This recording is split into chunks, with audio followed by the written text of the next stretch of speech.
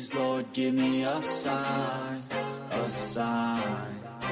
I feel like I'm losing my mind. Is everybody in the world blind? Please, Lord, give me a sign, a sign. I wanna be the greatest. Everybody on the fake shit. I look around and feel like everybody is the fakest. I make this every day and I'm impatient, hoping one day I blow up from the basement. Statement, the top is so vacant. I don't hear shit that I think is amazing. Waiting for my day when I'm playing sold out shows for 1,000 faces. Hey, give me that crown, get in my way and to be put down. It ain't your place, all this my town. If I want that shit, then I'll get it right now. I'm losing it, the noose it fits, some losing shit, a stupid myth. You choose to live or choose to dip, you choose to fight or lose your grip and lose a gift. I feel like I'm losing my mind. Is everybody in the world blind? Please, Lord, give me a sign, a sign. I feel like I'm losing my mind. Is everybody in the world blind? Please, Lord, give me a sign, a sign. Yeah. There's no mercy in this world, just hunger-thirsty persons in different versions. Each new update, that shit worsens. Why? Pull back the curtain and you'll see the different vermin. We all have different burdens that all seem to cause disturbance. Yo, do me a favor, don't treat me like a neighbor. Don't need the different flavors of your problems just to savor. I've got my own issues, I need a comb to get through. Don't need to groan with you, just go get your own tissue. I feel like I'm losing my mind. Is everybody in the world blind? Please, Lord, give me a sign, a sign. I feel like I'm losing my mind. Is everybody in the world blind? Please, Lord, give me a sign, a sign. That's it, the end of the song. Next time you'll sing along. Trust me, there's nothing wrong. I just need to carry on, cause society's a myth put there to make you sit. Listen to what they give. Don't ask questions, shut your lid. Yeah, don't ask questions, shut your lid. I need to run away from this and go get off the grid. Feel like my brain is overloaded, man, I'm losing it. Don't let them tell you what to do, man, they don't know shit.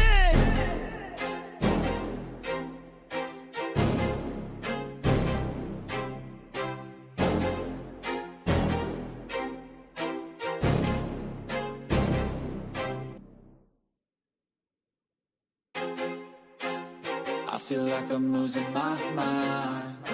Is everybody in the world blind? Please, Lord, give me a sign, a sign. I feel like I'm losing my mind. Is everybody in the world blind? Please, Lord, give me a sign, a sign. I wanna be the greatest. Everybody on the fake shit. I look around and feel like everybody is the fakest. I make this every day and I'm impatient, hoping one day I blow up from the basement. Statement, the top is so vacant. I don't hear shit that I think is amazing. Waiting for my day when I'm playing sold out shows for 1,000 faces. Hey, give me that crown, get in my way and to be put down. It ain't your place, all this my town. If I want that shit, then I'll get it right now. I'm losing it, the noose it fits, some losing shit, a stupid myth. You choose to live or choose to dip, you choose to fight or lose your grip and lose a gift. I feel like I'm losing my mind.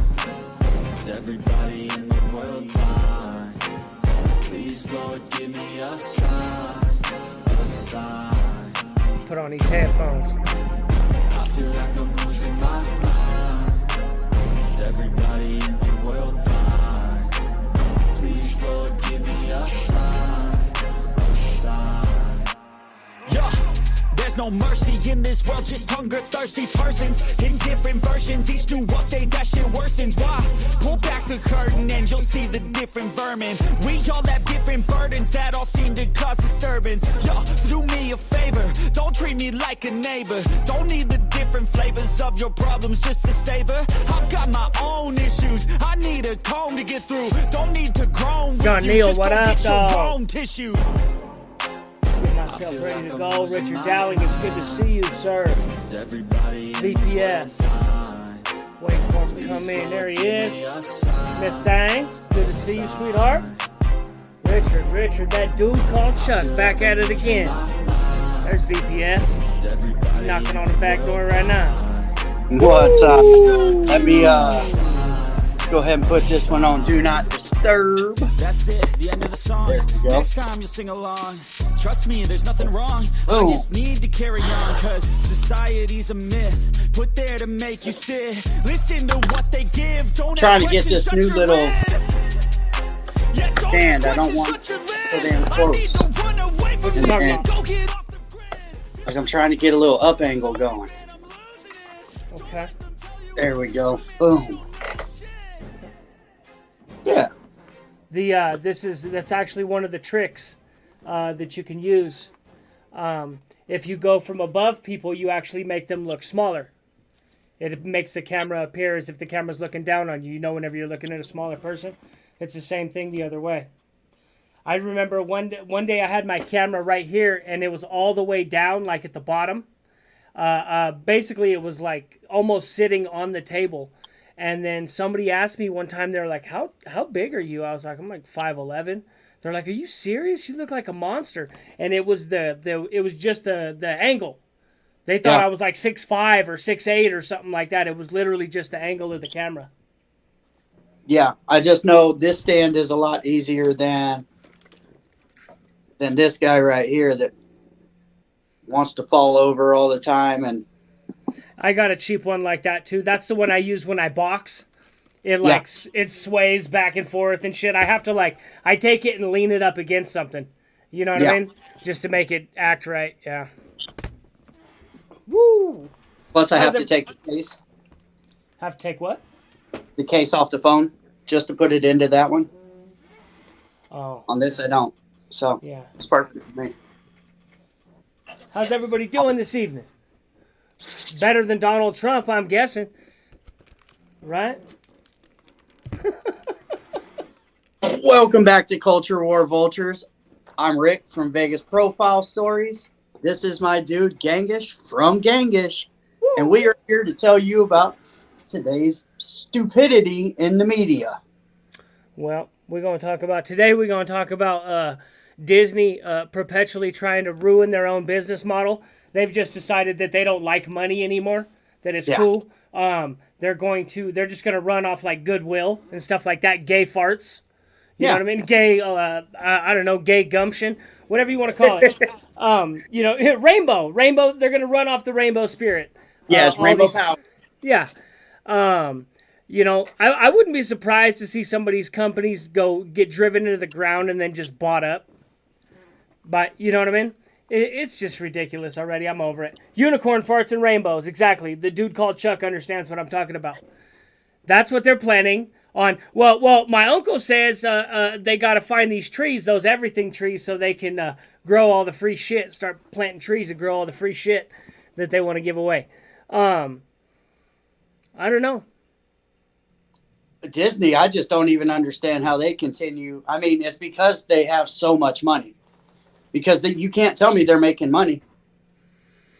Well, it looks like The Little Mermaid is going to be a flop. They're saying that The Little Mermaid needs to make somewhere around $600 million to break even. This is how it works, right? Whenever you make a movie, okay, and let's say you spend $100 million to make the movie, you have to spend, and I don't know why it works out like this, but you have to spend just as much on advertising. That's how it works. $100 million movie costs $100 million to advertise. So you're $200 million just to get started. That's just to get started, right? So their number is somewhere in the $600 to $700 million, and they're nowhere close to it yet. They may break even eventually. They may pull the money out of it if they keep selling it and then release. I don't even know, do people buy DVDs anymore? So my wife does. She buys that kind of stuff. Uh-huh. Like she's Disney Movie Club. I guess she just wants to have them, which is fine. But you get Disney Plus for $10.90 a month and watch whatever you want on it. So I don't know. I mean, people I guess buy that stuff, but that's not this movie. And this is back to back. They just did the one with a trans character. Oh, absolutely flopped. Yeah. And well, now they've just released what? They just released a new Indiana Jones as well. And They can't leave nothing for us. It's hard. It's hard on a 40-year-old white man in America these hey, days. I'm hey, telling you right now, you we you can't want have nothing. you Indiana want Jones, get out of here, bro. You're they they took that man out of history at the end of that movie. yeah, yeah. You you know what's so weird to me is it's almost like the most ignorant of the crazy whacked out white people were right whenever they were screaming and they were saying like they're gonna destroy America, and everybody was like, dude, stop. You know what I mean? Everybody was like, dude, you're making us look like a fool. It's like true, dog. They wanted Yeah. to everything. You guys can't have nothing. It's like we just want to be over here in the corner just by ourselves, and they're like, no, no, and they just come over and just, you know what I mean? Fuck your crayons, and they just throw them all over the place, dog. And we just want to color in the corner by ourselves. Have you noticed lately? It seems like a real trend of them trying to take anything that that gives happiness to a white guy, and they're trying to tear into it. They've hit Harley. They've hit Bud Light. Bud Light was sacred to 40-year-old NASCAR fans. It's And just I don't 20-year-old think it's white students. people though. I don't think it's white people. I don't see it like that. It's Then it's, why was the it's Little just Mermaid? people in general. Then why was the Little Mermaid black? And why did they 'Cause- erased Indiana Jones from history at the end of that movie? Like he never existed. Yeah, That was but the plot. I don't know that has anything to do with him being white though. I just don't see the correlation. I do see the attack on masculinity, but I don't see the correlation with the whiteness. What if they would have done that to the black woman? I What if don't they'd care. done I don't care what the race of any of these people is. It doesn't bother What me. if I they'd just laugh done at it? it. What if they'd have done it to the little Indian boy that helped him in one of the first movies? That'd be funny. If they made him something else. Yeah, they would have claimed racisms, and they'd have been all over tearing Indiana Jones apart. Don't watch this movie; it's racism. Psst. See, I put an S on the end of it. So you're gonna do the same thing and think that you're what? I don't understand. You're just doing the No. same thing. I think it's ignorant the way they just took that man. Look, it's called Indiana Jones. Oh, certainly. At the end of this movie, they take a character that has made these movies for decades, and they erase him from the history of it all. And now Indiana Jones is what? Well, he doesn't exist, I guess, or something. It's a girl now, right? Yeah. And it's not even. I don't know. She wasn't even. This is all I can say is that there seems to be and there is a massive concerted effort to show men as like you're basically either like the dude from what's it called, 50 Shades of Grey. You're basically either that dude, or you're like a lovable black dude, or just an idiot. You're just basically just worthless. You're just there for your wife to kind of like guide you through life and make sure that you don't kill yourself. Right. They only put white males in commercials now for Alzheimer's or gay. Yeah, that's the first thing I thought whenever you said that was gay. That's it. Well, I don't know about Like Alzheimer's. we don't do it no more. I have paid attention to it a little bit. And it generally, if you get like 5 or 6 people in a commercial, you'll get a white guy in there. But he's usually got on like some orange pants and a green shirt. Is he the token white guy now? He's not. He's clearly not dangerous. Let's put it that way. He's like, hey, and I like that's how they portray the black guys now too. Oh yeah, totally. Like, Everybody's the a black dude metrosexual. doing frisbee golf and like high fiving all of his friends, and yeah. So, okay. So throughout the movie, basically what the theme of the movie is Harrison Ford is old. This fool's over the hill. He's angry. He's still a college professor. He's back to teaching what he taught before, archaeology, right? Or whatever the hell he taught. But it was something like that. And he's drinking too much. He just not doing anything positive with his life. And the woman's got to come along and kick him in the ass and get him going. You know what I mean? And then you see this CGI. They do the computer-generated imagery. And his face, it looks stupid because they tried to make him younger. They tried to make him like 40 years old again. So they're trying to make him 40 years old so his face don't have any expression. It's like it's all Botoxed, right? So you don't get Harrison Ford's acting, which is one of the good things about, Indiana Jones. Harrison Ford, they were good stories. They had a nice story arc. There was a hero, interesting characters. We still remember the little Asian kid. Remember that was driving him around? We still remember him. Kalima. Remember that? Yeah. Remember that? We still remember these things. 30 years later. Nobody's going to remember this. His computer-generated face doing this number. You know what I mean? It don't look right. He looks like a filter. That fool looks like he's got a filter on. So I had planned on watching the new one just out of love from the old ones, right? Just if you've seen all the old ones, why wouldn't you watch the sequel that they do 30 years later, right? You have to. It'd be like Lethal Weapon doing one today. I'd be all over that. Like the movie of the genie. What's his name? Shaq was the genie, and then I don't know, Puffy. Hold on. I don't know what any of that is. Shazam. No, I'm talking about the movie that they re-raised. The one, the genie that was what's his name? Yeah. Go ahead. I forgot. Let me get Sinbad. There you go, Sinbad. Yeah, that was horrible. Sinbad was horrible. They erased that one too. Remember? Yeah. Yeah, that's a whole different thing where that is technically considered.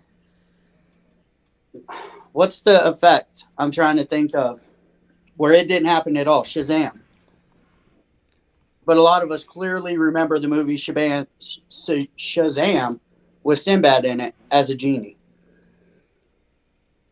That's what he was, isn't it? No, Sinbad's a sailor. Sinbad's a sailor. There was never a movie Shazam with Sinbad in it. Yes, it was, and then Shaquille O'Neal did it. With the what? What are we talking about? These are two different stories. What are you guys talking? No, we're Hold talking on. about movies erased. Okay, we're gonna stop this. We got to move on. That's two different stories. Shazam and Sinbad are two different stories. Sinbad is a sailor. He's a pirate. Shazam is like a genie. These are two completely different things. Okay, so anyway, moving on. We're going to go over to Mr. Trump is having a rough time of it this week. Mr. Trump has been indicted again. Here we go. We're going to go over to NPR. NPR reporting.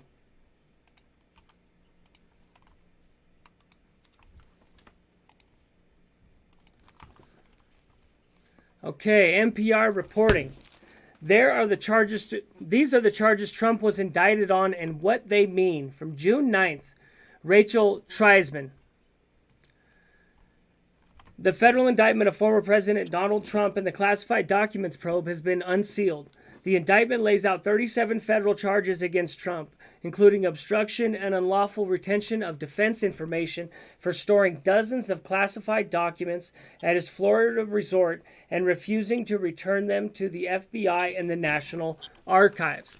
Also named in the indictment was Walt Nauta. This is something that I've just learned about. They got somebody else too. A former presidential aide to Trump who remained in his employ after Trump left office. Nauta faces 6 charges. So, this is a theme that I've noticed over time, is that they're really serious about going after everybody around Trump. If you had anything to do with helping this dude at all, they're going to go after you. Yeah. I mean, they've been doing this. They've been charging his personal lawyers. This isn't anything new for Trump. Now they're starting to actually charge Trump.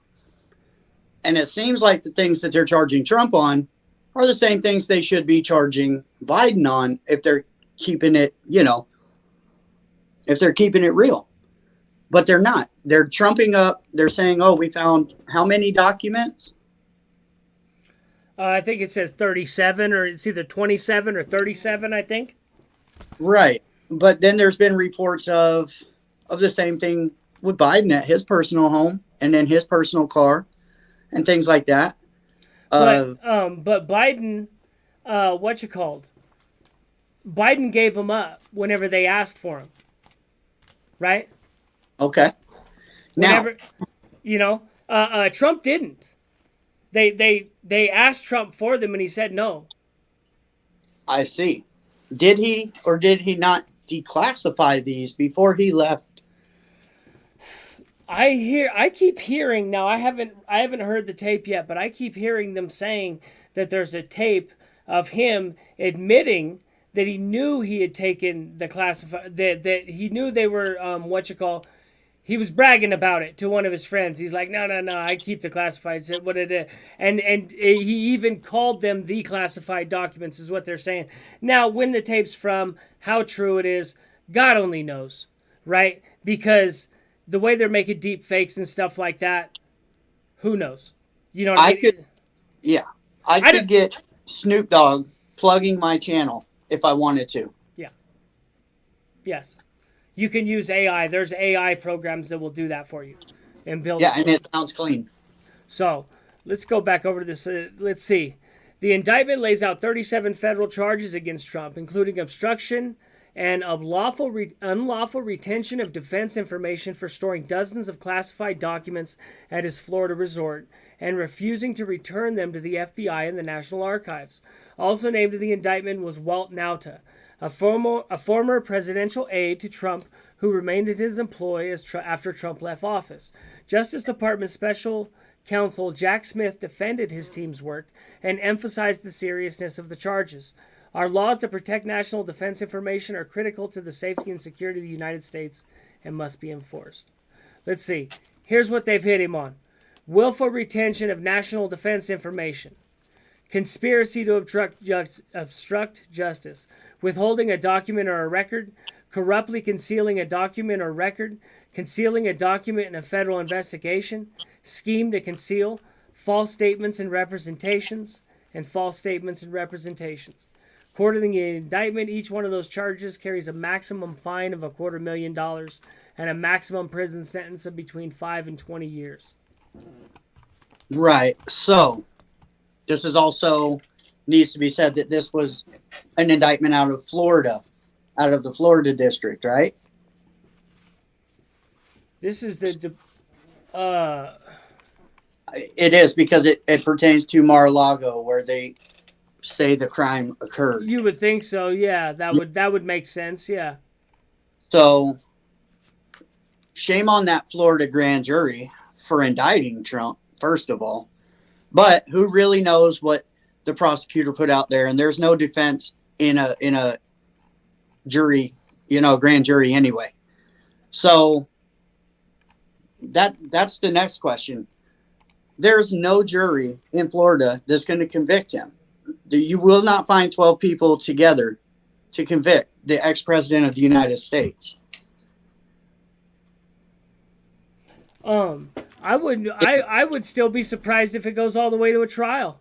Personally, I think they're going to try. They're going to keep going through the motions and everything else. But just like you said, a grand jury is a one-sided thing. It's just basically you in a room with 12 people convincing them of your side. That's what the prosecutor gets to do. As soon as the other side gets to defend themselves, that's kind of a different story, right? It's not going to be good, man. Honestly, if they convict this dude, this is going to be bad. It's going to be really bad for the country. This is just the first wave. You can bank on that. Literally, they have chopped up. The DNC is behind all of it. I am 100% on that. They have different districts, different areas, different alleged crimes that they are waiting. And they are just one after. They're going to keep 2, maybe 3 of them going at the same time, but at different intervals, so that President Trump is forever under indictment while he's trying. This is corruption. This is Where do you get that? Where do you get that information? This is election interference. Just watch. No, I'm asking you where you got that information. Or this is What? just your theory. This is just a theory. This is a theory, but it's Okay. it's proving itself to be correct. Okay. Because they hit him with one, then they hit him with a second one in New York.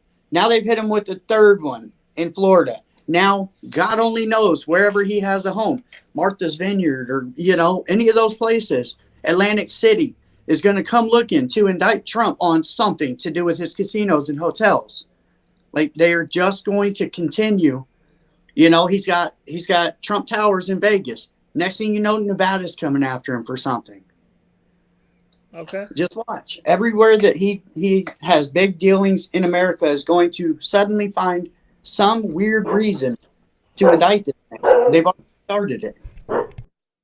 So they could keep him in a perpetual ring of indictments at all times. Oh, Jack came in and bit him. Jack came in and bit him. If y'all just, where are we at in this? 26, about the 26-minute mark, guys. Jack came in and bit the hell out of his ass. You can tell he's telling you, what the hell? He came in and gave it to you, bro. Let's see.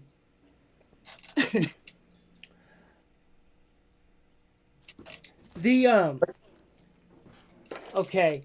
I do agree with you. This is just because this is the type of strategy that the government uses.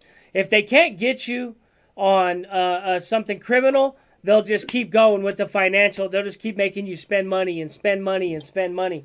And that does seem to be what they're doing. And I believe part of it is because they understand that if Trump gets back in office, he could put the screws to him. He knows his enemies have been exposed. Let's put it that way. He knew who they were before. The Democrats, the ones who go out in public and yell and scream. We're not talking about those people. I'm talking about deep state actors and stuff like that. The enemies have been exposed. And Yes. he can really start putting the screws to people if he gets back in office. There is nothing, I believe this, there is nothing that the alphabet, and there's two certain ones that come to mind. Those two certain agencies, there's nothing that they will not do up to JFK type activities to keep Donald Trump from being the next president, because immediately he is going to have his new Republican Attorney General indicting all of them for all the corruption that they've done since 2016. And then he'll go after Biden. No, that's not how things work. They can open up DOD investigations. He will start what you call him, but like all that stuff that you're talking about, like all the corruption and all that, that's just part of the deal, dog. Ain't nobody gonna get indicted for any of that. That's just standard politics. He will come after Comey. That'd be tight. He's coming after Comey for sure. Yeah. Let's see. We're gonna get over here real quick. See what. Bam. Did you see? Oh, who was it? Jen Psaki was on with him. With who? Trump? And you can see the fear when he's saying, like, he knows if Trump gets elected president, he's going to get indicted. Yeah. They're coming for him. That fool lied. He's a liar. He's a liar, and he knows it. All of them, dude. That's the thing, though, is they're all liars, and they all have an agreement to look out for each other. That's what politicians do. They've created a system where they all look out for each other, and nobody has to be held accountable. And everybody can just lie and diddle little boys and pretty much do whatever you want to do if you just toe the line. That's why you see that one dude, the Republican, I forget what he said, Josh Hawley. Josh Hawley made a comment about having orgies and doing coke, and he got himself in trouble because the reaction, because it was the truth, because he had exposed something that was actually the truth, and he got his hand slapped as a junior senator. I don't remember if it was Josh Hawley. I think it was the other one. But yeah, let's see. We're going to go over to Jeremy from the quartering right now. And we're going to talk about the Little Mermaid because I want to know why this bitch's eyes are so goddamn far apart. And I want to know who thought. I mean, she can sing. I'll give her that. It's a live action remake. And the most important thing is you can sing. That is the most important thing. But this bitch's face is weird. It is official. The Little Mermaid live action remake is a flop. It is likely to lose Disney money. Now comes the fun part. See, I openly admit, I really have no idea how to predict box offices for Disney live action remakes because who the heck knows? The Lion King made like $2 billion or something like that. Aladdin made a bunch of. None of these movies look even like barely. They look barely watchable for me. But I also am not so jaded and so self-absorbed to think that I'm the only one that watches it. That just because I don't like it doesn't mean other people won't like it. But what the interesting thing happening is the media has gone into full spin mode, blaming exactly what you knew they would, exactly what we all said they would, if this movie stunk at the box office. And it turns out it stinks. It's not a good movie. People aren't talking about it a week after it came out. People are already talking. Do you see anybody talking about The Little Mermaid? No, everyone's talking about the Spider-Man movie. The Spider-Man movie completely took the wind out of the Little Mermaid sails. And you just hate to see it. We're going to get into that story after a super quick word from this video's sponsor. What the? Was that Jake Paul telling me to play an epic tower defense mobile game? Well, it looks like it was. Let's check out this video's sponsor, Rush Royale. It's an exhilarating mobile game where you're responsible for defending your tower against waves of enemies. Defend your castle at all costs. Unlock new heroes, assemble your deck, combine different abilities, and destroy your opponents. This game is sure to keep you entertained. And great news. Rush Royale, great game. There, we got that one fixed.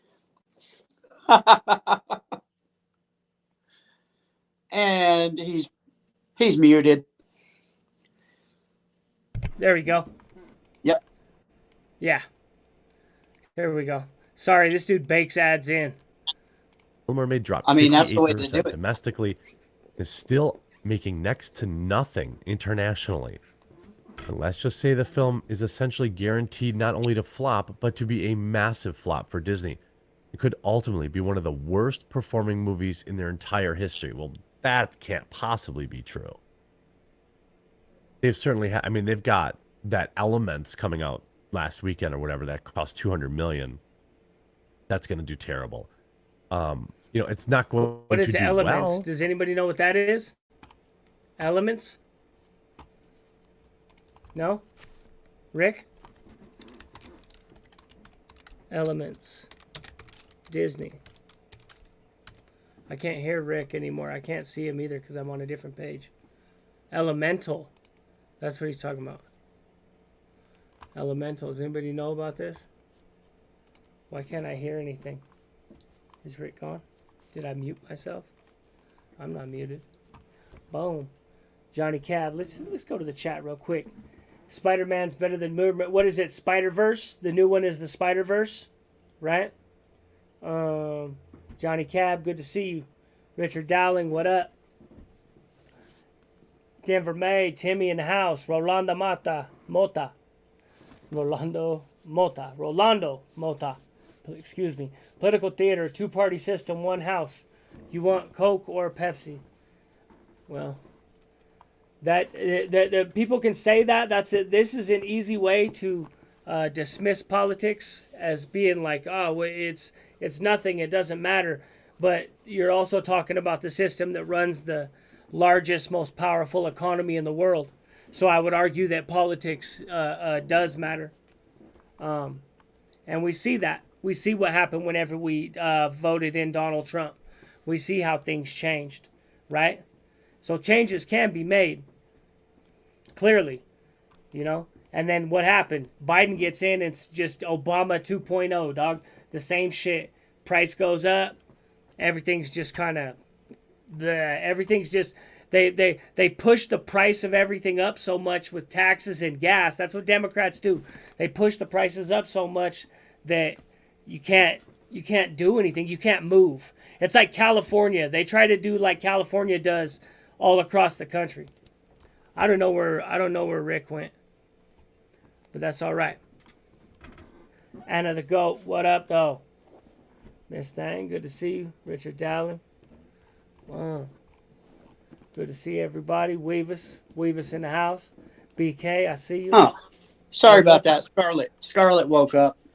That's all right. I've been talking to the chat a little bit.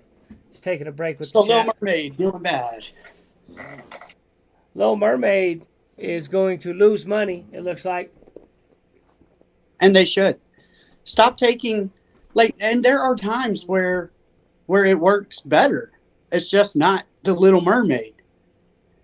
Like, that's the times where me, as just a normal white man, I'm like, what the fuck? You know, like, Will Smith being the genie. That's perfect. Check this out. I personally don't care about the fact that she's black. And here's the reason why. Is because she has red hair. Yeah, well, no, the Little Mermaid is... Yeah, I've met black people with red hair. I've met a couple of them, actually. You'll meet a lot of them in, like, the South, around the bayou and stuff like that. The thing is, though, is that the Little Mermaid is like 100 years old. The story's like 150 years old. So they've told it 80 times. There's a bunch. It hasn't just been told twice. There's been iterations of this story throughout time. Maybe not 80. But a couple different people, they tell it in poems and they tell it in stuff like this. So I don't care if they put a black person as the lead. It doesn't bother me at all. It's more about the fact that they keep using movies from my childhood that I really liked, and they keep destroying them with their messaging.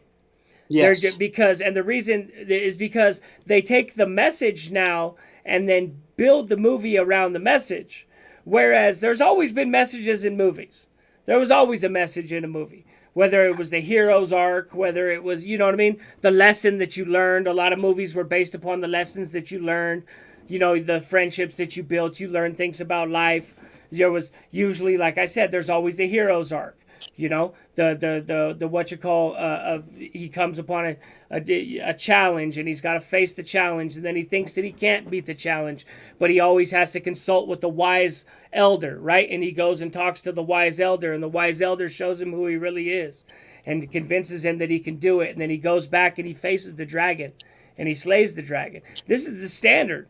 And then he gets the girl. This is standard for every fucking movie ever. Forever and ever and ever, for thousands of years, these archetypes have existed. And then Disney's like, nope, guess what? It's about this now. It's about racism. Yeah. And now your stories suck. Now your movies suck. Yeah, you're never gonna get racial equality by doing this one way or the other. You want us to be okay with all these different things, right? Which we are, but you're pushing it down our throats so much that we're starting to get tired of it. Where it's like, look, you don't have to tell me not to be racist. I'm just not racist. But stop putting dudes kissing on TV in front of me and making the black Little Mermaid.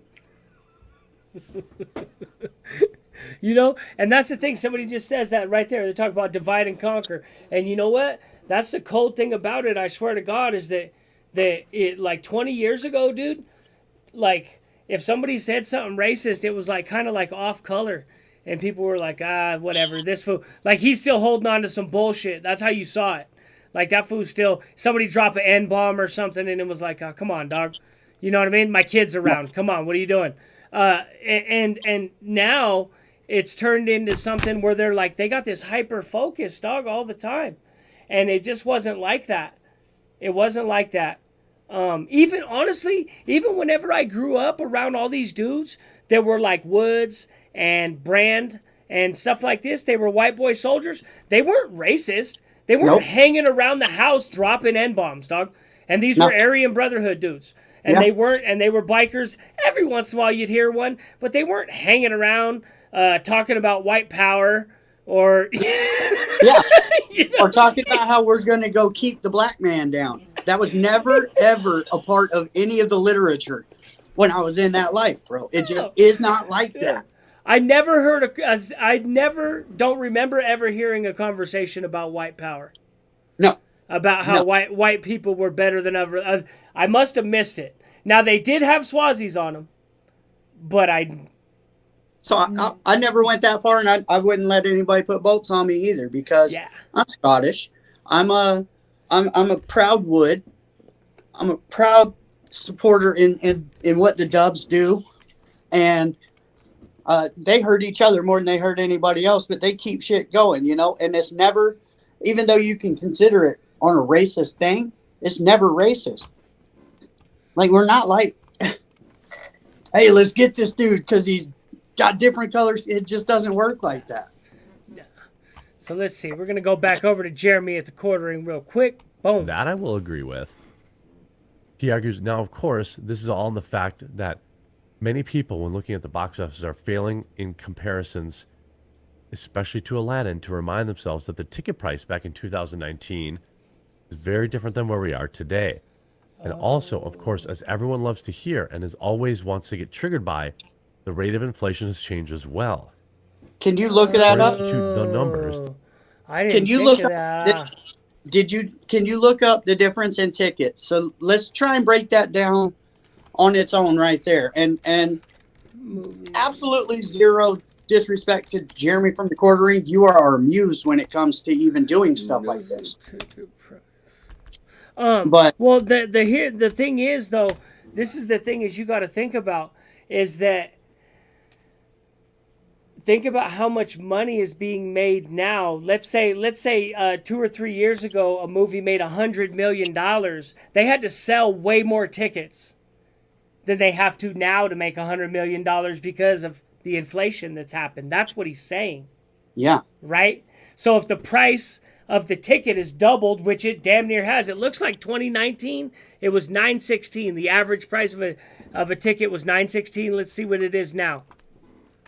That's in 2019. Yeah. So, but they do cover both of those when they talk about ticket sales. They talk about actual ticket sales numbers, and they talk about how much money the movie has grossed. But if inflation is eating through that and cutting that money in half, then that could be a direct correlation between the two movies.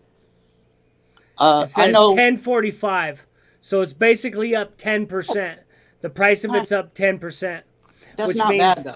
Well, it means they have to sell 10% more tickets to make the same amount of money. Right, but they are 10% less. Excuse me, less. Right, but they are far behind a 10% deficit when we're talking about how much money they've made. They have made a quarter of the money that they're supposed to have. Yeah. You know, it's 2.5 times that inflation. So that's not a good point. Let's see. The Little Mermaid's box office gross fell 58% in the second weekend as domestic theaters fell to just $40 million. It grossed $95.5 million in its 3-day opening weekend, including Memorial Day weekend. The total domestic box office now sits at $186.2 million.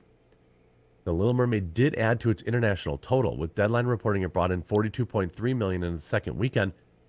The film only brought in $68.3 million in its opening weekend internationally. The total international box office sits at $140 million. The film's global gross sits at $326.7 million. It reportedly had a production budget of $250 million, meaning the film is still in the red. As OMB notes, it does not look like it will be getting into the profit zone anytime soon.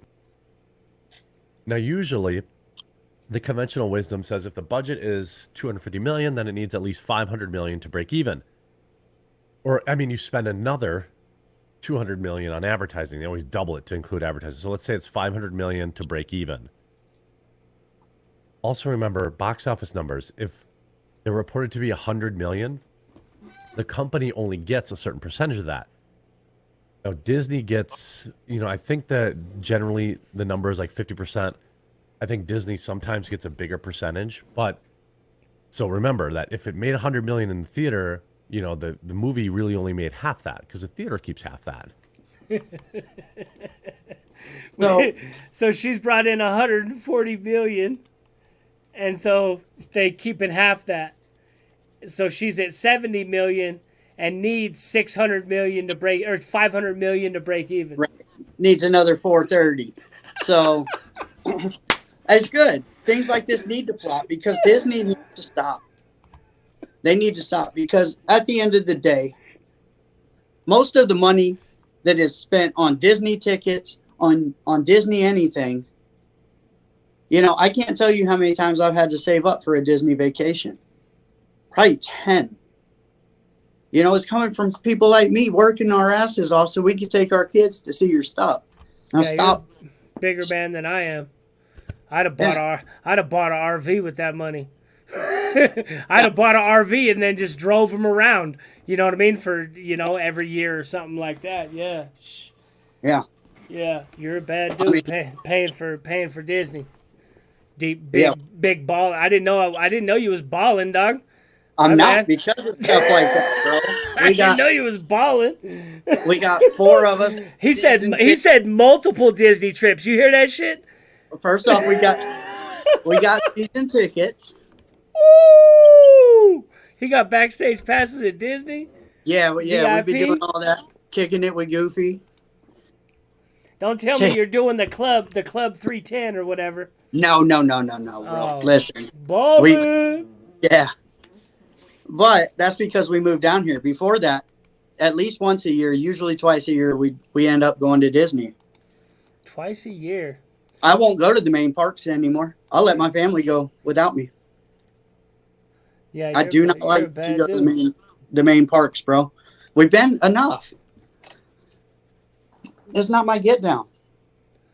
It's not my get down to spend money on leisure like that. Yeah. I'd rather keep all that money and spend $50 and go to the water park and play in the pool all day.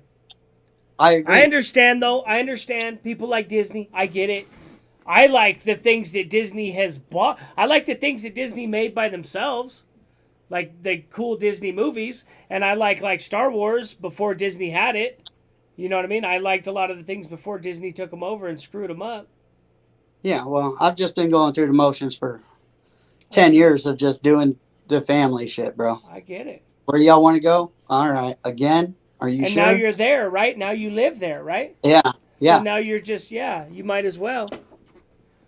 Yeah. They're doing bad right now. You might want to go talk to them, see if they got a discount on something. Yeah, they don't want to talk to me. Yeah, I know, right? Hey, look at how bad that movie did. I'm going to need some of my money back on these. We pay monthly on them. It's gross. It's like $75 a person per month or something. How many kids you got? 3 kids? 2 kids? So you're paying $300 a month just for Disney passes? Mm-hmm. Yeah, you might as well use them. And how many visits you get out of that? I'll go maybe once a month. Yeah, you might as well. I would too if I was doing it like that. Yeah. But I only have to personally go once every 3 months to make it worth how much an actual ticket cost if I wanted to just go once in those 3 months with my... I hate it. Listen, and hate me for it. I don't care. I can't stand being in Disney. It is lines. It is overpriced. It is garbage. The rides are fun, but they don't last very long at all.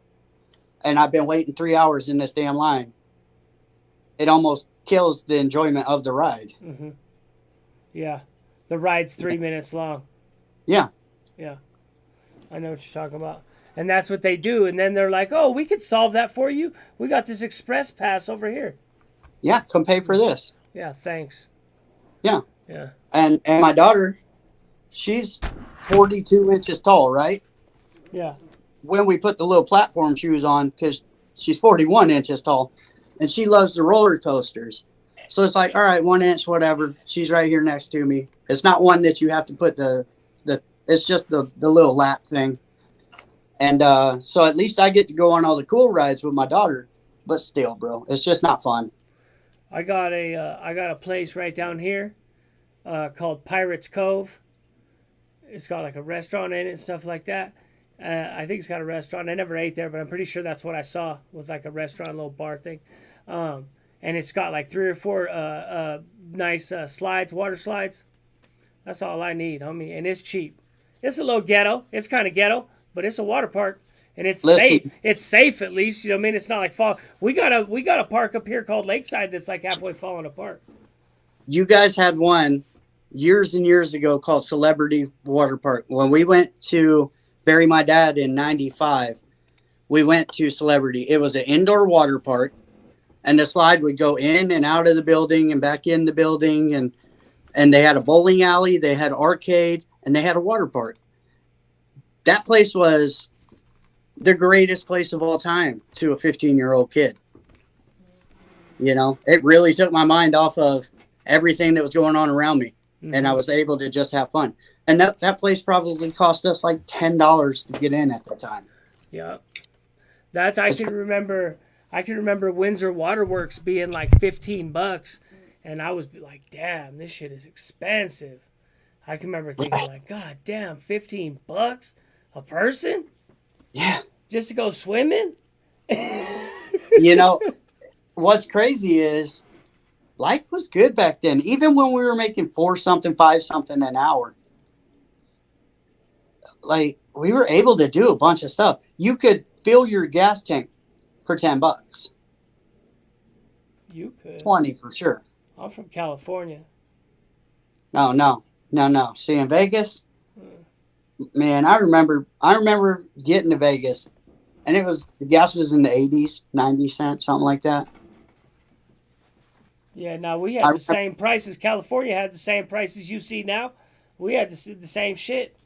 Whenever I was growing up, $3.50, $3.70 in the summer, and that's like 1989, 1990. It was that price. That's what I'm saying. That's what California does.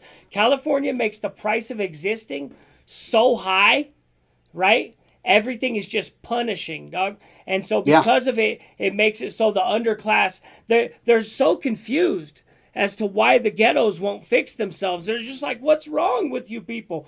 Well, Jesus fucking Christ. The price to breathe. It's like $5-6 a gallon all the time. On a good day, it's like $4.50, $4.25 in California. You know what I mean? Sometimes it'll get below $4, but it's like everything. The taxes, they fine you for everything. If you're in my grandma's city, if the lid on your trash can does not close completely, that's a $35 fine. Jesus. If you don't rinse your soda cans and recyclables out properly, that's a $35 fine. If there's recyclables in the trash, that's a $35 fine. Yeah. And this is what they do with everything. Everything is like this.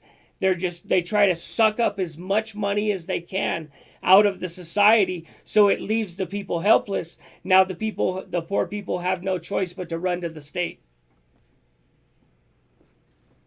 We were living terrible there, and that's the most money I've ever made in my life, was bartending and running a bar out in California.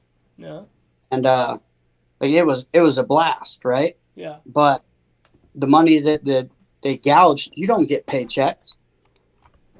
You know, you're working for tips. Yeah. It was crazy. It's better to live making half the money in Phoenix. Mm-hmm. Yeah. You Yeah. know? No, I agree with you. It's, that's what you want to find. You want to find that healthy medium where there's some decent pay. But it's not just crazy punishing to live there. The prices aren't crazy punishing. And hopefully it's not incredibly dangerous. Right? I mean, there's so many better places. That's why I like Florida. Florida is a Republican version of California. And it thrives. It does. See, just that lack of income tax on the state income tax, just that right there literally gives another 7-8% back to the people, and that money is then pumped into the economy. And that's what I'm talking about. That's that repression that you get in California. California locks all that money up. All your money's locked up in taxes and everything.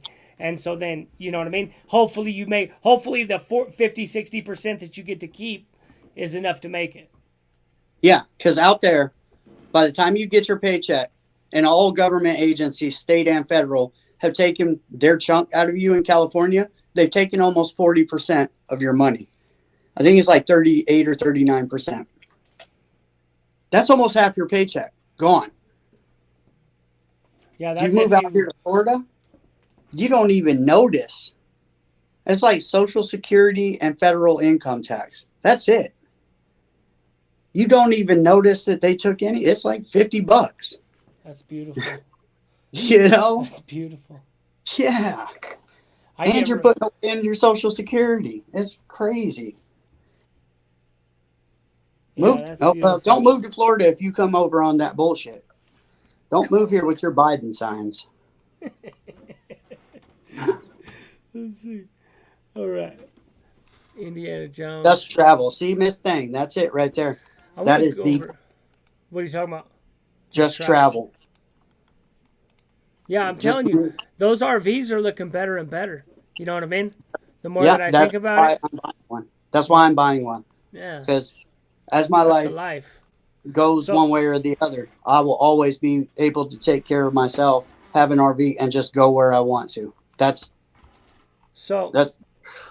what we got right here is Rotten Tomatoes, and they gave it a 54% over here.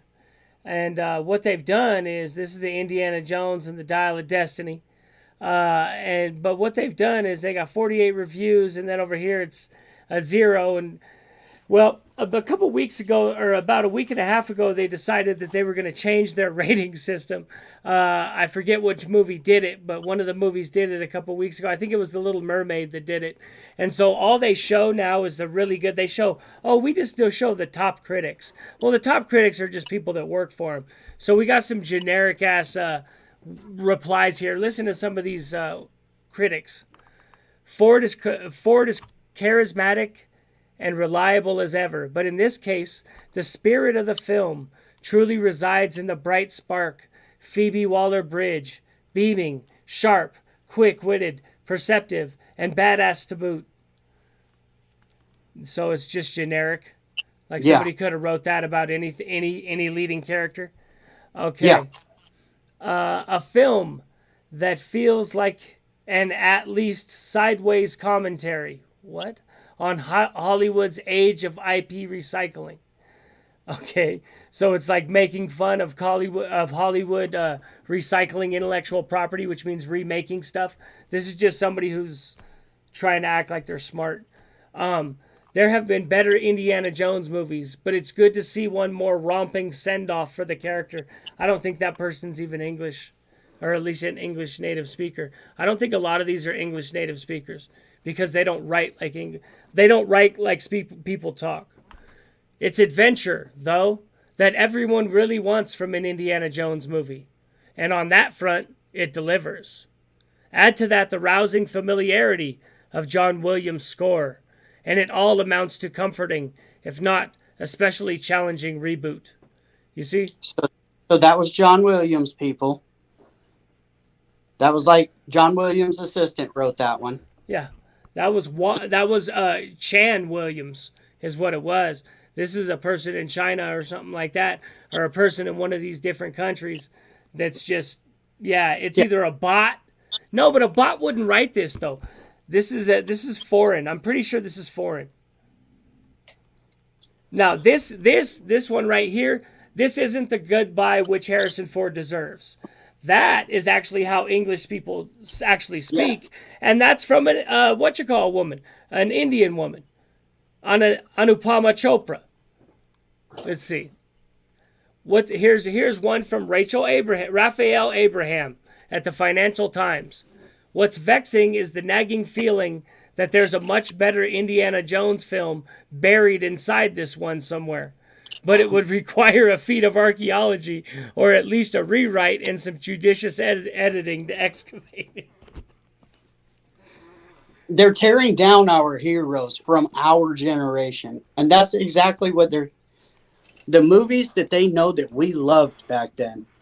They are rewriting with woke narrative, every single one of them, film by film by film. And it turns out all of our whatchalls are idiots. Turns out all of our heroes are just idiots. Judge Dredd is going to come out as transsexual. Yeah. This is what's going to happen. Yeah. The Punisher was really just mad because he was sexually repressed. Right. They're going to take Belly, and they're going to call it Belly Dancer, and they're going to have gay pride dancers trying to spit game and put you up on game on how to act in these streets. DMX was actually sleeping with a transsexual. Right. Right. That's what they're doing. They're tearing down our whole childhood. Jumanji's the only one that keeps to the actual theme of stuff from back in our day. Wasn't that a good movie with Robin Williams? Yes. And they did a great job redoing it with The Rock and what's his name? Yeah. Oh, who was it? It was the little Kevin Hart, wasn't it? Kevin Hart. Yeah. They did an amazing job with it. Let's see. You know, but they kept to the narrative. The Punisher is a white ally of the social justice warriors with blue hair. Right. That's funny. That's funny. Yeah. So these are their top reviews are a whole bunch of fake ass reviews. So I'm pretty sure those don't talk like anybody I know, and I've met intelligent people. That's not intelligent speech. That's something being translated. That's like a person who might actually be educated in another language, loading their language into a translation machine. That shit ain't real. Right. You know. So to hell with them. It sounds like everybody trying to get me to sell their T-shirts through emails. What do you mean? Hi, sincere day, and I hope you're having, great times in your life. And you're like, oh, yeah, get out of here. Hope all is sunny for you. Yeah. Yes, exactly. Yeah. Whoa.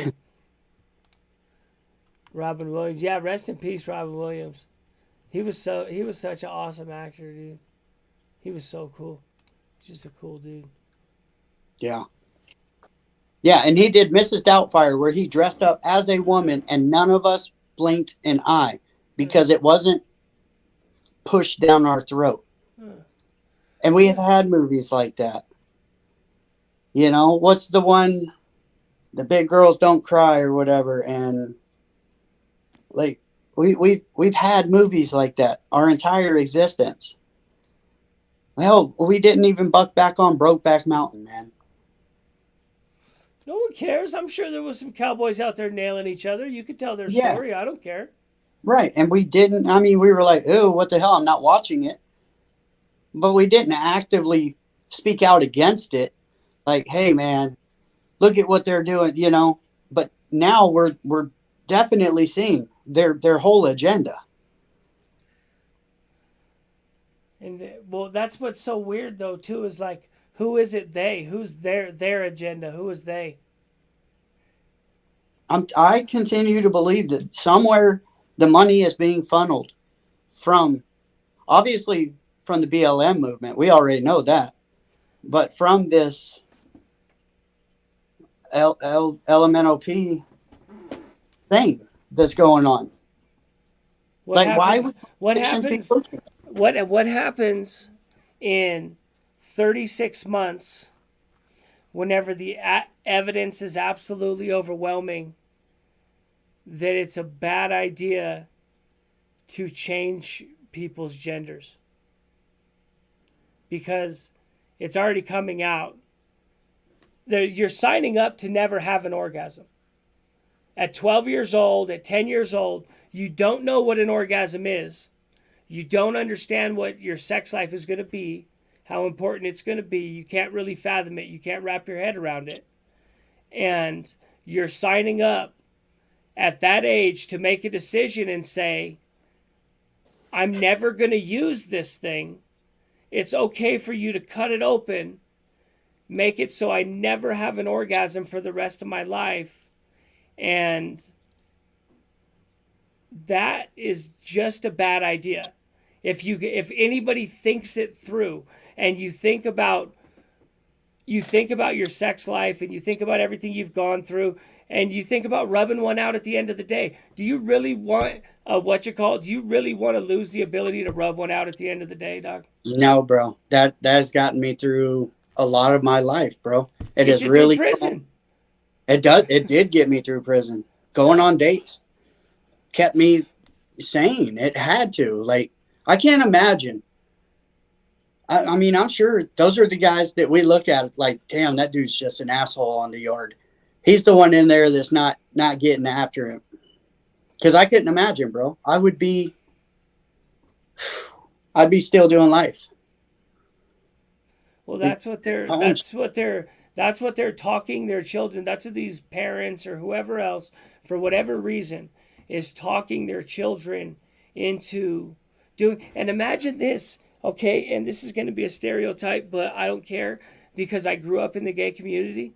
And in San Francisco, and I knew I had two moms, so I actually know a lot about it.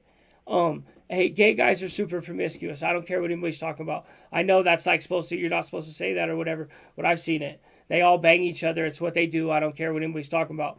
So imagine you're a little kid, you're a little gay boy, but you don't know you're gay. So you think you're a girl, and they cut you open, and now it don't work. And it turns out you were just a gay guy who would have had a bunch of fun gay sex and had a fun gay life. Yep. Right? But now you're as horny as a gay guy is because you still got a gay guy's brain. But they cut the thing all open and it doesn't work right. And you can't orgasm. It's like a 1 in 3 that can orgasm after the surgery. What are the chances that this is the ultimate troll job by the DNC? To keep gay people and black people down. Jesus. They put the double whammy, the double reverse, dog. Yeah. Because, listen, that is the party that enslaved people.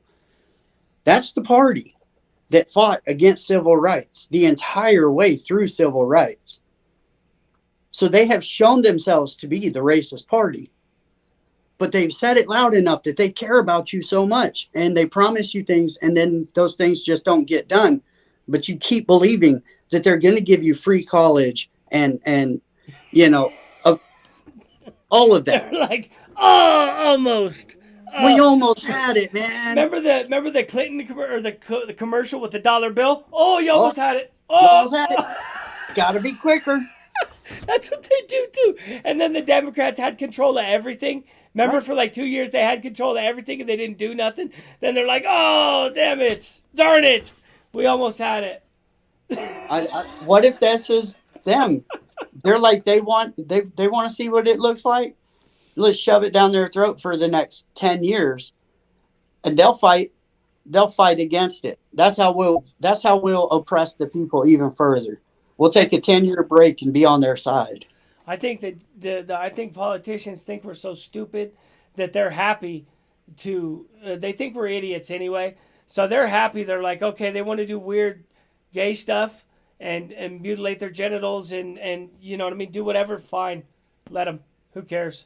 Are they gonna vote for us? They're gonna donate, right? They'll show up to the damn rallies. Fine, whatever. Let them do whatever they want.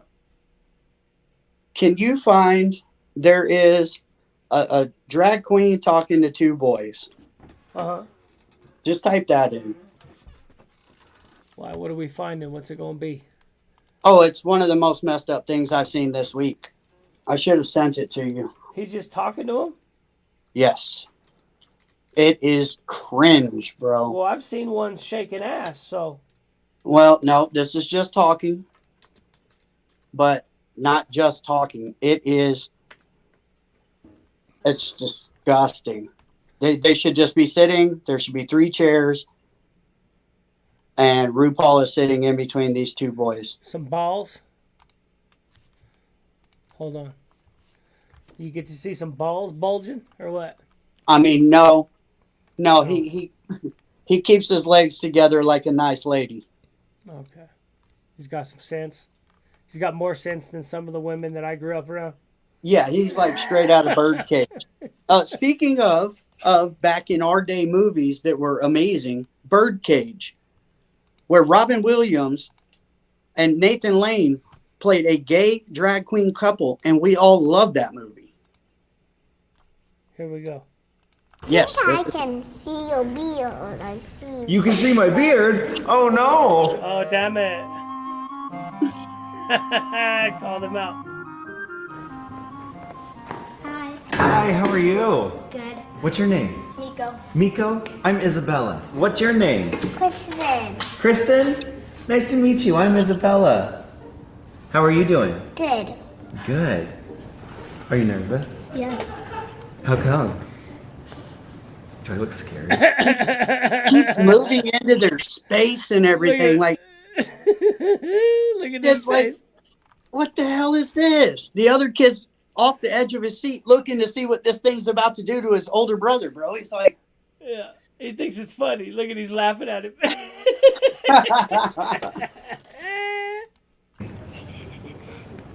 Do you know what I am? No? I'm a drag queen. Have you ever heard of a drag queen before? No? What is a drag queen? A drag queen is someone who expresses themselves creatively. I feel like this kid's a plant, dog. You know what I mean? yeah, 100%. That kid right there is a false flag. What is a drag queen? Oh, tell me more. No, Yeah. don't worry about the different hair. Yeah. You know, you're a drag queen. You just don't know it yet, young man. He probably is. Look at him. No, we'll roll it back. We're going to roll it back. Tell me this kid's not gay. Hold on. Tell me this kid's not an actor. Probably in the acting class and he's gay. Tell me not. Have you ever heard of a drag queen before? No? What is a drag queen? Look at him. A drag queen is someone who expresses themselves creatively through performance. So dress up in wild costumes, big wigs, crazy makeup, and then get on stage and perform and entertain people. And I know why you're speaking like that. Like what? Like, you look like you would speak in a different way, Yeah? but now you're speaking different. So now I know we're a boy. I'm a boy. You're right. I'm a boy.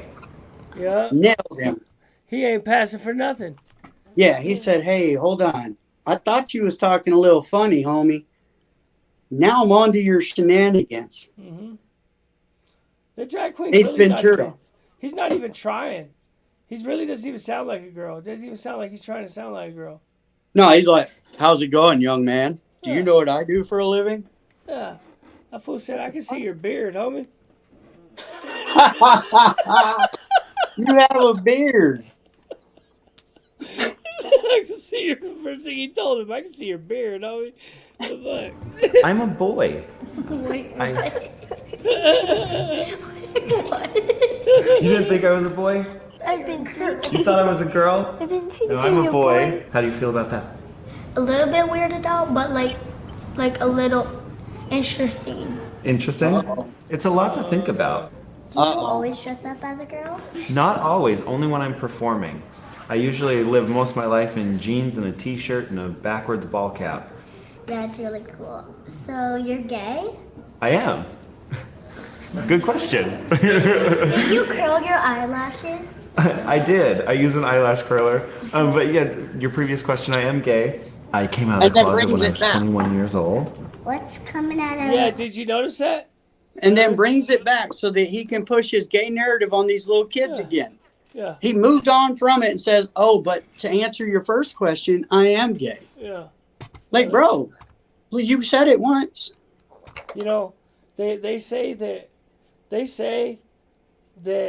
it has nothing to do with pushing a sexual agenda on children, but LGBTQ literally describes your sexual orientation. It's the definition of Hold it. on. It's LGBTQA. Somebody said they added an A to it. What's that A stand for? Yeah, but those don't represent. It's indigenous, is what that means, or something like that. Or asexual. I don't fucking know. Some dumb shit. But what it does, it describes your sexual preferences. So they're trying to act like they're not sexually targeting the children with this nonsense, but they're targeting them with LGBTQ stuff, which is literally defined. It's literally defined by who you're sexually attracted to. Back in the day, if they'd have done this when I was in high school, people would have been punching teachers in the mouth. Now they expect us as parents. What's the answer here, man? Don't have kids. Don't have kids, or they're going to be subjected to this kind of weirdo stuff. God. Yeah. No matter what's going on, though, they do seem to keep firing people. I seen even just the other day, they keep firing teachers. So they will fire teachers. And I don't know. I don't think you could fire a teacher for being a drag queen, though. I don't think you could. Mean, maybe in Iowa. Maybe in Iowa. Yeah, Kansas or something. Yeah, one of those good states. Good states. Dressed up like Laverne and Shirley. Yeah. Oh. Laverne and Shirley. Let's see, you're wearing your mom's clothes. Let's go back over here. Let's see what this drag queen's going to pull off now. Closet means. Coming out of the closet means when you tell everybody that you're gay. It's something that gay people have to do. Do you have to be gay to do drag? No, anybody can do drag. Drag is for anybody and everybody who wants to put on a fun costume and get up on stage and entertain people. Everybody should try drag at least once. It's really fun. Even kids? Yeah, there's actually quite a few kids that are starting. Even the kid knows it's wrong. I need to clip that into a short. He said, even kids. Yeah, we're going to clip this into a short. What's a timestamp? I can't see it. Can you see it? I'm at 117. Yeah, we're going to clip this. It probably came along at 116. Let's see, 117. Let's see, even kids. That's what it's going to be called. Even kids. Drag queens. Yeah, that's nuts, bro.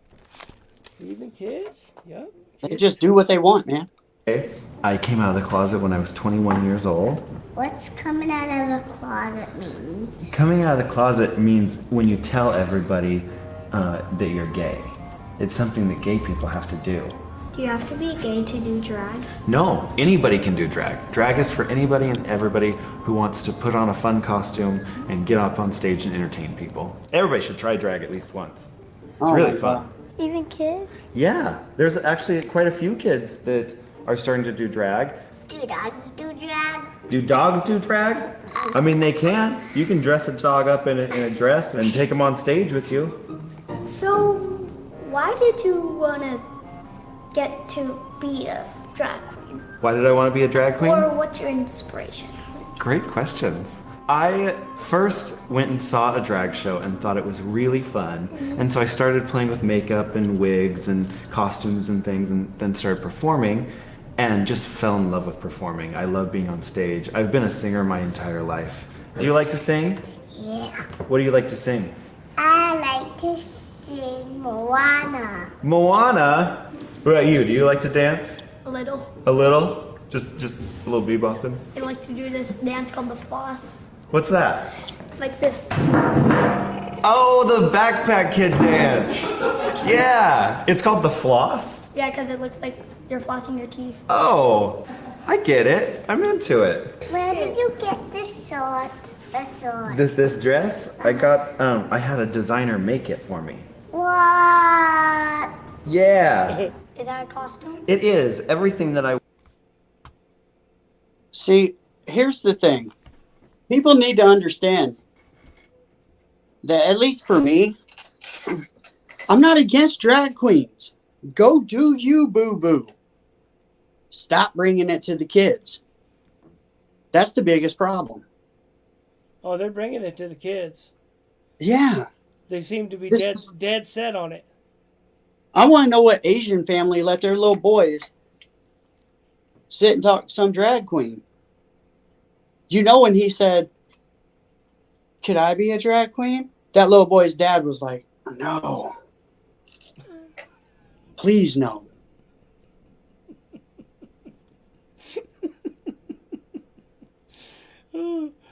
Okay, so where does this end?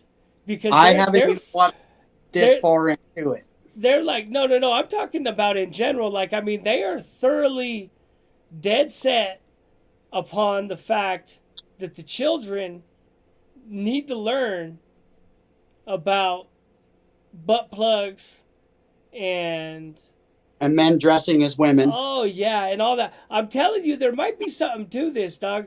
That they just want everybody to just be like the lower class to be banging each other or something like that. I don't know what is going on, dude. It's almost like they're trying to convince everybody that men and women are all the same. So I don't know. I don't know what the purpose is. This is What's the end? I get you. What's the end game? Yeah, you can't tell the difference between people. Is that the goal? That you can't tell if it's a boy or a girl when it walks up?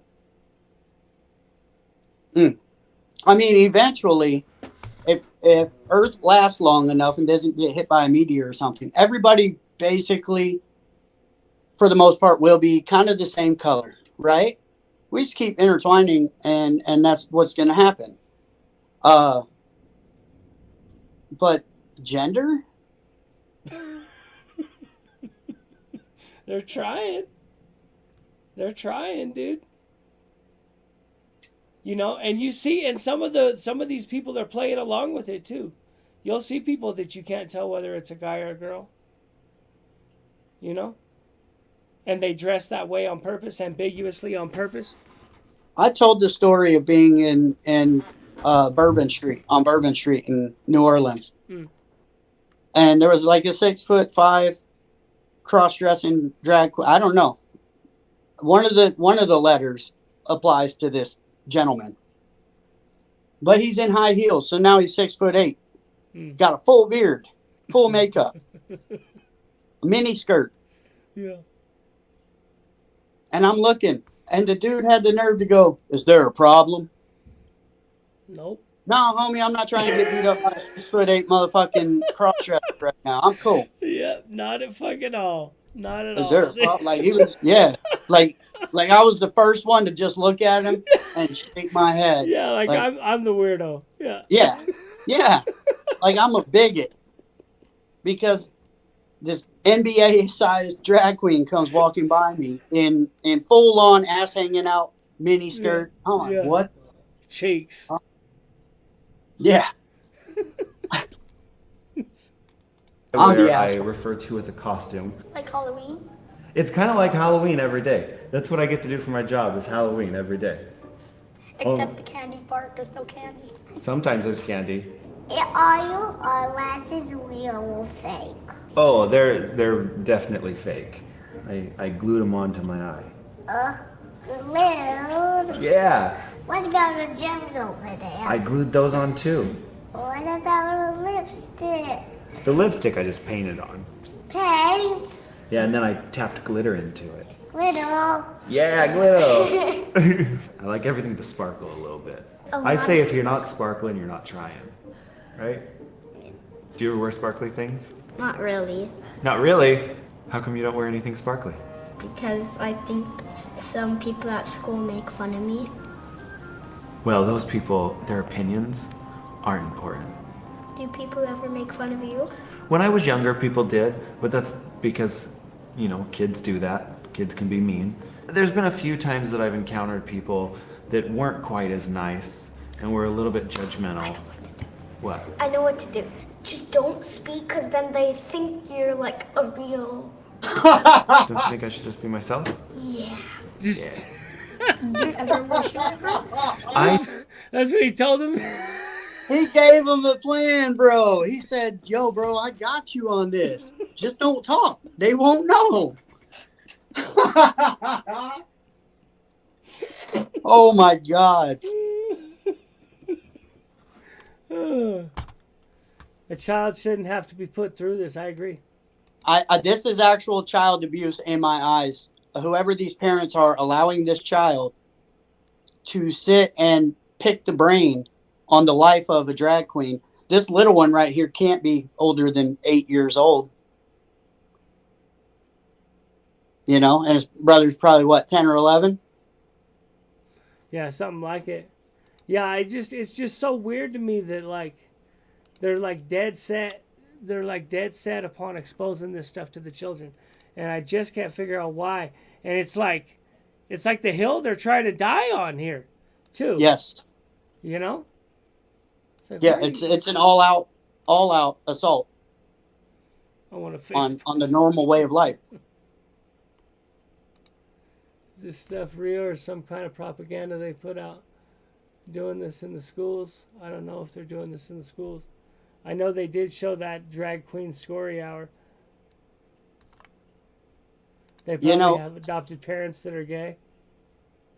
Oh, whoever said that's brilliant. That's probably it right there. Don't force that shit on anybody out here planting some foul ideas in these kids' minds. Kids are the most impressionable. No, this shit ain't right. Let's see. Yep, I protect my kids from these perverts. Hate them. It's indoctrination. It ends when the people take a stand. Amen. So a lot of really good comments in here right now. I mean, that's a lot of summing it up right there in those comments. Population control. Gays can't breed. No, they can learn that shit as an adult. I will fight a transformer. I'm back and had 2 dishes, but I was listening. F Pud Riser, F Pud Light. But light. Juana Man. I want to get the heads with Juana Man. To each his own, but this shit is wrong. That's what everybody thinks. Like overwhelmingly across the country, everybody's like, no, not the kids. I don't want your candy, mister. Yeah, that's it. Leave the kids out of it, and literally none of us have an issue at all. You're just, go have your marches and sell your T-shirts and come up with cool logos, and you've worked your way into having your own month. Just go do gay stuff. Have a good time. I'm still waiting for, straight heterosexual. I like being a boy, but I enjoy dressing up like a girl. It's really fun. What does your family think about your job?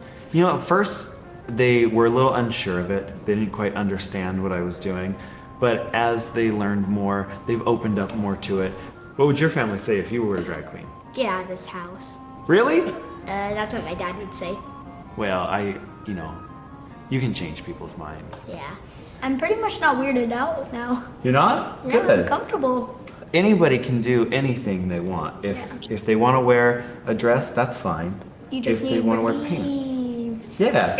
I just believe in it. Thank you, Isabel. Thank you guys. It was great to meet you. It was so good to meet you. Handshake? Yeah. I'll see you later. See you later. I'm Isabella Exton, and thank you for watching Kids Meet a Drag Queen. If you want to know more about me, check down below in the description box and follow me on Instagram, Facebook, Snapchat, Twitter, Christian Mingle, all of them. Christian Mingle. He said, if you want to know more about me, just check down below. I didn't guess that. I can't. That's funny. Yeah. Checking my box. Oh. So we also have something going on with they're sending these migrants, and they've been, the last week has been crazy with the Great Migration. The Great Migration, right? Yeah. Well, people are pissed. People are pissed in some of these inner cities, and people are trying to figure out why these migrants would be sent to the some of the poorest neighborhoods in the country. Like these, they don't have any money. You know what I mean? Inner city Chicago has enough of its own problems without injecting a bunch of people from third world countries, right? who tend to So, who tend to be on the rougher side of things because of the things they've gone through anyway. If we're just going to be honest, right? so I feel bad. I feel bad for both sides, right? But I also don't feel bad for both sides. Like the inner city, they're mad, but that's what you voted for. This Also is today, your votes in action. And when it comes to the Republican governors that are doing this, this is the greatest troll job of all time. And continue doing what you're doing and showing these people what they're voting for. You know, I don't think they really understood either. I don't think they understood what they were voting for, right? Because it's never been real like this. The consequences have never been real like they are right now. This is the first time they've actually started to show up on you know what I mean? And many of these cities, despite what a lot of the social justice warriors do a lot of crying and stuff, but it's right. A lot of these cities are, whenever you talk about like Chicago, you know, the city of Chicago gets taxed as the city of Chicago, which means the poor people down in the South Side pay those horribly punishing taxes just like the rich people, right? So it's the same thing like San Francisco. If you're poor and you stay poor. You know what I mean? You just stay that way because it's so punishing. The price of everything is so punishing. And the idea that they're just going to keep dumping migrants that have like, they've already got an uphill battle anyway. If you're a migrant, you're not going to speak the language. You're climbing uphill. You're not going to have an ID. You may not even have a right to work at first. It might take them a while for it to even let you start working, right? And so we're going to put them in one of the most punishing places, one of the hardest places to make it in the country, and one of the most violent places. Right. So it's only a matter of time until there's issue happening between migrants and, you know, families from these rough neighborhoods. That's going to start happening probably within the next week or two, I would think. But this is what they get. You want to call yourself a sanctuary city? You want to grant basically freedoms to illegal immigrants.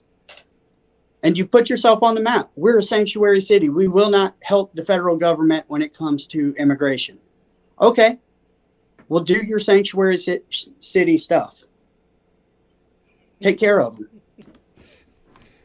Well, the poor people are just saying, why can't they take care of them in the north side of Chicago, where all the rich people are? They got money, right? But the problem is, and this is the cold part about it, is any money that they do send down there to try to help those communities just gets squandered away by nonprofits and things like that. It gets squandered away and stolen by Black Lives Matter, things of this nature. You know what I mean? Yeah. Let's see what these migrants are talking about. Dozens of migrant families at a shelter on the north side are being told they have to relocate miles away to Daly College on the south side. But many of them are pleading with the city to stay where they are. So they got to go from the rich neighborhood to the poor neighborhood. And now they're pleading to be able to stay in the rich neighborhood. Who the fuck wants to go to the south side of Chicago and be... Right. You know what I mean? Sitting outside of O Block, not speaking English. They know the south side of Chicago is messed up. They heard about it all the way in South America. With support from people in the community. No. CBS 2's Asal Razai is live in Westridge, where families are still waiting for buses to arrive to move the migrants. Asal. Big girl. Hi. Yeah. Yeah, Erica, Jim, we have just learned that the parents here have been informed by management inside the shelter that the buses are actually not coming today and that the city is right now looking for a resolution. Nearly 40 families have been staying here at the old YMCA for about a month now. They were told this would be a permanent shelter location for them up until yesterday when they were told that they would be relocating to the opposite side of the city. People here in the community have said that plans from city leaders have not been as transparent as they had hoped. We're actually seeing that unfold now in real time. What do you know? plans from city leaders had not been as transparent as had hoped. Yeah. Which means they're not telling anybody what they're doing. They're just shuffling people around. That's what that means. It's glorious. This is glorious stuff. This is the blue saying, you're a racist. You don't want these people to live a good life. Well, let's move them into your neighborhood. And all of a sudden, hey, build the wall. I bet they'll go down there and build that wall right now. But these people, the people that they're that they are gonna take the brunt of this, is the people who live in these communities, and these people are already some of the most beaten down in the country. Well, let me tell you this. Yeah. A lot of these communities happen to be right around a city's downtown area, real close to it, prime real estate for business. But you have these terrible gang infestations and shootings and all of this happening in those areas. Well, they can't just move people out, right? And gentrification is becoming a huge problem to get done as they try to rebuild downtowns. And they've been doing it in every metropolis in the United States. What better way than to make these people say, man, I can't do this no more. I'm out of here. Sell my house. And then skyscrapers go up. And then,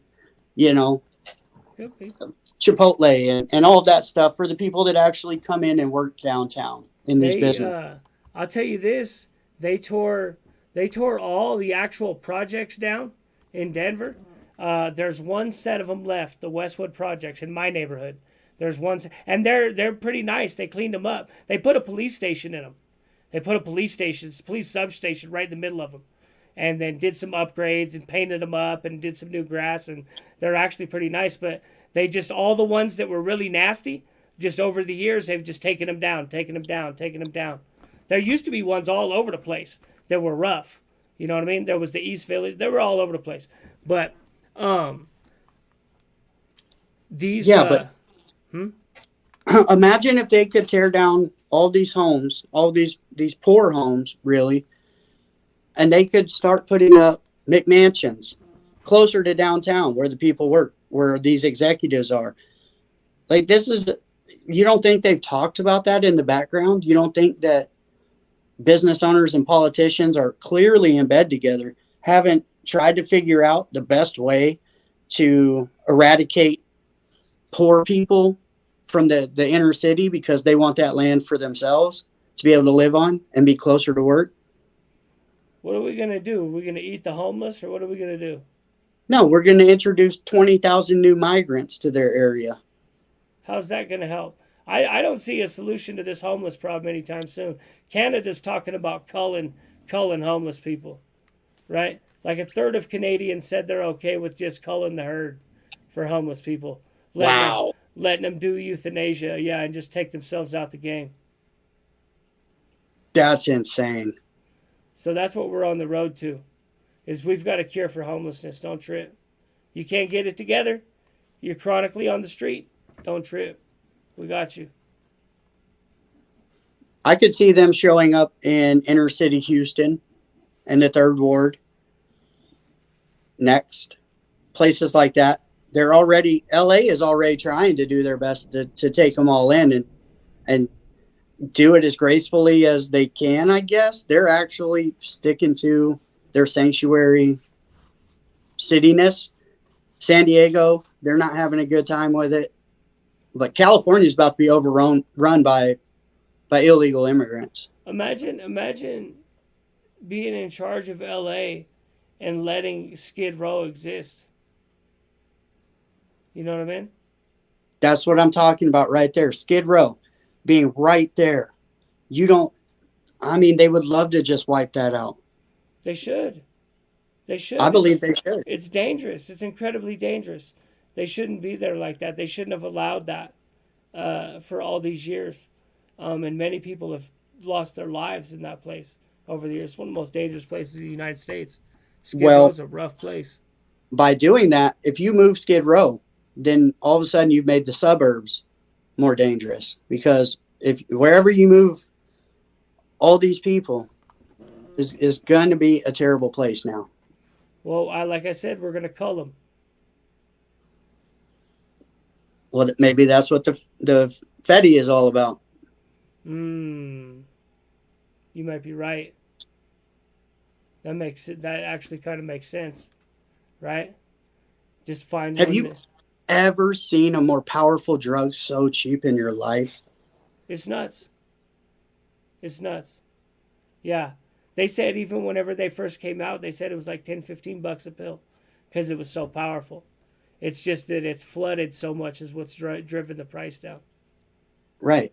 Have you ever made somebody that has a lab that makes this stuff? No, it's coming from somewhere. And you can't tell me that much is just hitting the streets without some sort of government assistance. California Veterans Administrations are promoting euthanasia. Canadian. Yeah. They're veterans, bro. People who served for their country to protect their country. Yeah, but like I don't know.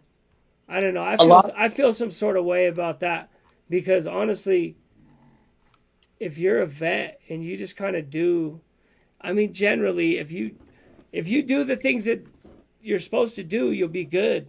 But the problem is it's the government, and so the government sucks, and they lose everything. That's one thing. The Veterans Association loses absolutely everything. So you have to keep everything, and people don't keep things, especially if they're partying.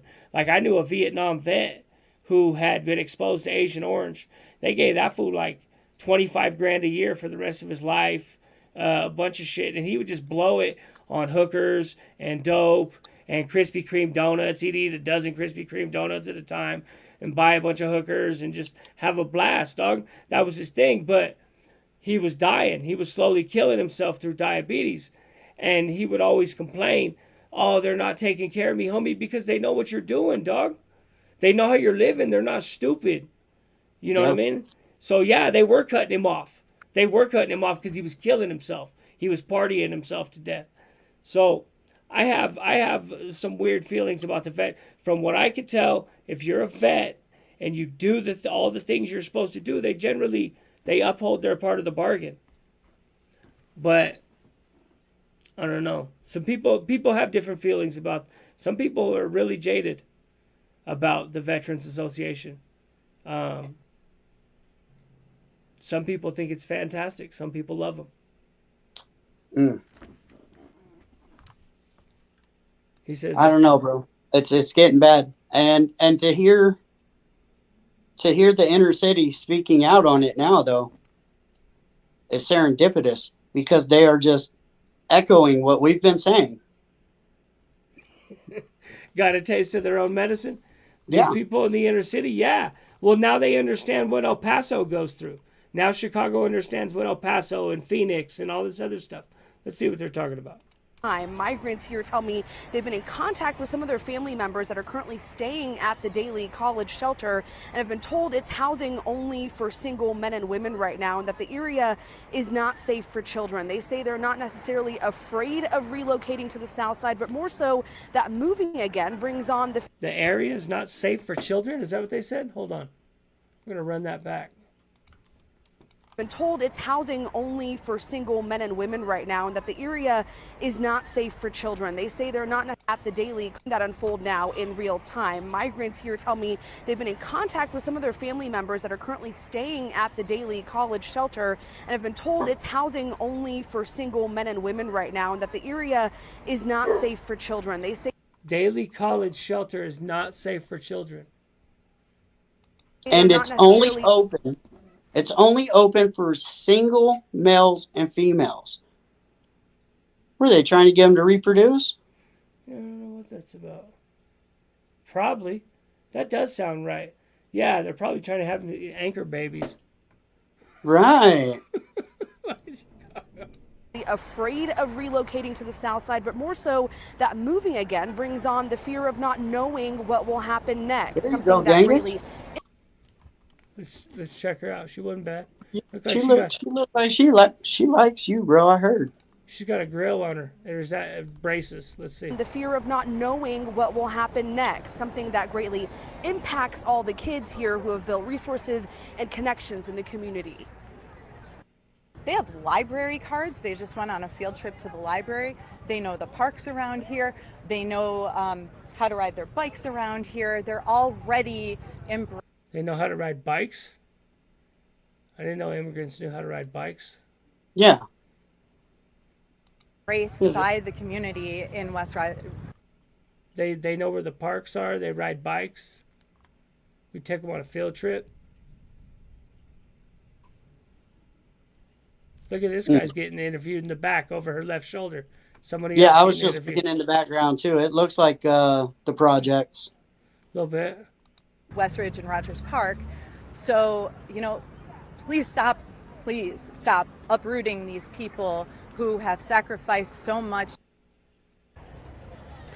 Now, moments ago, we saw parents here, migrants and volunteers cheer and embrace each other. As they say, even the buses not showing up today is a small victory within itself. So far, we're told only 3 families plan to voluntarily relocate to Daly College and that others plan to stay here until they're forced to leave by the city. And imagine that too, being so damn ungrateful. They're like, hey, no, you got to go down here. And they're like, no. Yeah. Right? Yeah, they're like, no, we want to stay with the rich people. Like we all want to stay with the rich people. Yeah. We ain't got no beds here, homie. We got beds in the south side. How many people did they bring in? Yeah, that's right. How many people did they bring into Chicago? They've been bringing them in waves. So I don't know. I don't know if there's thousands yet. I don't know. I think they said 500 or something like that. I think they said 500 in one community because that's what somebody was saying. They said this community is so small. If you drop 500 people in here, you could affect the voting base if you let them vote. That's what they were saying. What is the next move? Yeah, I don't know how. I don't know. Maybe they'll finagle away. They'll try to figure it out somehow. I'm sure. They know how to do our jobs for cheaper than we do it. This is so bad for the middle class. Yeah, for the underclass, really. That's who competes with migrants is the underclass. The underclass and the lower middle class. Yeah. The VA treats me pretty good, really. They fucking uprooted themselves to sneak in here, lady. What? Mm-hmm. Yeah. Yeah, that's, that's what you hear from the VA is like, but put it this way, everybody that I've ever heard that has a serious gripe with the VA also has a drug problem. Yes. But I'm a firm believer that South American immigrants should not be getting anything before our vets, on drugs or not, are put into a solid place to live, constant. Like they need their own home. They need to be able to come. I don't care what it is. Build them tiny apartments with central heat and air. What about a huge barracks? What about a huge barracks? A huge barracks in every city where all soldiers, all vets can come. You can come. There you go. Pass out. And get 3 meals a day. And any kind of counseling and any kind of health work that they need. You could connect these literally to the VA. No, that's not a bad idea. Just having like a YMCA for vets where they can just go and shower and lay down and just watch TV or whatever. You know what I mean? Yeah. Just have one in every city. That's not a bad idea. With nice soap and nice shampoo and, you can take a bath or you can take a shower and get you a hot meal. And here's it might not be the best bed in the world, but you're indoors and you're fed and there's a little TV to watch. Yeah, just bare bones slop. You know what I mean? Bare bones, 3 meals a day and three hots in a cot. That's all. You know what I mean? And a place to be safe. A place where you don't have to worry about not being safe. Where you can play cards and it's all free. You play cards, you can watch a little bit of maybe football game or something that's on and you can be there. There is no, hey, you need to be out of here because we got another guy that's taking up your bed tonight. No, this is literally your new home. Get to know the people around there. They're your new neighbors. Yeah, they shouldn't have to be in a homeless shelter and worried about getting a bed, getting on the list and getting a bed. They shouldn't be doing that. Like a college barracks, like you said. College barracks would be that would be the best. Give them a key. You got a key to your door. You have a code to get into your dorm. Yeah, not even a barracks, a dorm. And you could build 10 of these damn things right near the VA so that they have access to their medical stuff. And I bet that would be one of the coolest places to hang out too. Yeah. I think so. Well, it would keep a lot of them from being in a really bad way. It would keep them from dying on the streets. That would pretty much ensure that nobody would die on the streets. No veterans would die on the streets. Right. You know what I mean? And to be straight honest with it, if you're a veteran and you're hooked on some sort of dope or this or Fetty, that doesn't change. You won't get kicked out of this place. Yeah. Just, don't be dropping syringes in the hallway and stuff like that. Like, have some self-respect about it. Don't be passed out pissing yourself in the hallway. But, because you did. You signed up to fight for our country. Whether or not you did or not is irrelevant in my mind. You were willing to. Yeah. And we made a promise to take care of you. He says they should take care of vets first. When our VP was asked where the money is coming from to care for the illegals, she said, we'll get it from the VA. Those vets had medical while they were in service. So that's where they're taking the money from? I didn't know that. Wow, bro. That's wild. And I don't know why this isn't on anybody. I haven't seen governors fight for it or the president or Congress or any of that. Like, all the money that's being spent in this nation, how can that not be the best thing to take care of these vets? And I don't care. Make it to where every vet who is single is just like, oh, I'm just going to go live at the VA dorm. Yeah. That's fine. We'll take care of you. Yeah. Yeah. It'd probably be, I bet you it'd be a cool spot because the vets tend to be really respectful and really clean and stuff. So it wouldn't be like a homeless shelter at all.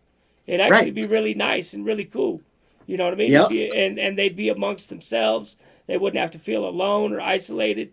You know what I mean? You'd know where your people are. You don't have to worry about it. You know what I mean? Yeah, I think that's a good idea.